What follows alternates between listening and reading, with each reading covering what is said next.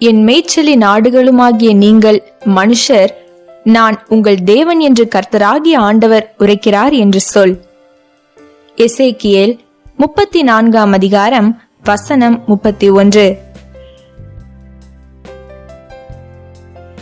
நீங்கள் என் மேய்ச்சலின் மந்தையாகிய மக்கள், நான் உங்கள் கடவுள் என்கிறார் தலைவராகிய ஆண்டவர்.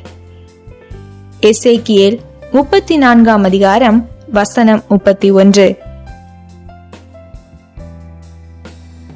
You are my sheep, the sheep of my pasture, and I am your God, declares the sovereign Lord. Ezekiel chapter 34 verse 31. கிறிஸ்துவுக்குள் பிரியமானவர்களே, எசேக்கியேல் தீர்க்கதரிசி பாபிலோன் தேசத்தில் நேபுகாத்நேச்சாரின் நாட்களில் சிறைப்பட்டு போன இஸ்ரவேல் மக்களுக்கு அனுப்பப்பட்ட தீர்க்கதரிசியாய் இருந்தார். அந்த தேசத்தில் அந்நாட்களில் வாழ்ந்து வந்த வேளைகளில் அந்த ஜனங்கள் தேவன் மேல் இருக்கும் விசுவாசத்தை விட்டுவிடாமல் இருக்கவும், எந்த மக்கள் மத்தியில் வாழ்ந்து வந்தார்களோ அந்த மக்களின் பழக்க வழக்கங்களை கற்றுக்கொள்ளாதிருக்கவும் எச்சரித்து தேவ செய்தியை மக்களுக்கு எடுத்துரைத்தார். இவர்கள் தங்கள் சொந்த தேசத்தை விட்டு அந்நிய தேசத்தில் ஒரு புறஜாதி ராஜாவின் கீழ் அடிமைகளைப் போல வாழ வேண்டியதாயிருந்ததினால் தேவன் தங்களை மறந்தாரோ, இனிமேலும் தேவன் தங்களுக்கு உதவி செய்வாரோ என்று எண்ணி கலங்கிக் கொண்டிருந்திருப்பார்கள். இவ்விதமான காலகட்டத்தில்தான் இந்த செய்தி தீர்க்கன் மூலமாக அனுப்பப்பட்டது.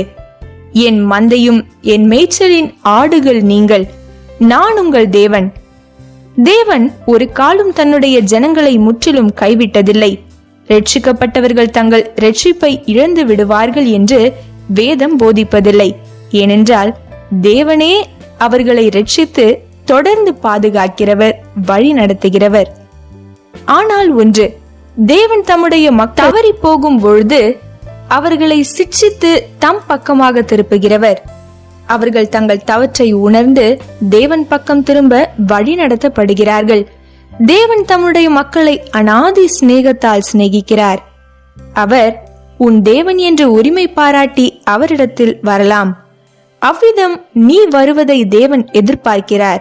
தங்கள் தேவனாகிய கர்த்தராயிருக்கிற நான் தங்களோட இருக்கிறதையும் நீங்கள் என் ஜனமாய் இருக்கிறதையும் அவர்கள் அறிந்து கொள்வார்கள் என்று கர்த்தராகிய ஆண்டவர் சொல்லுகிறார். ஜெபம்.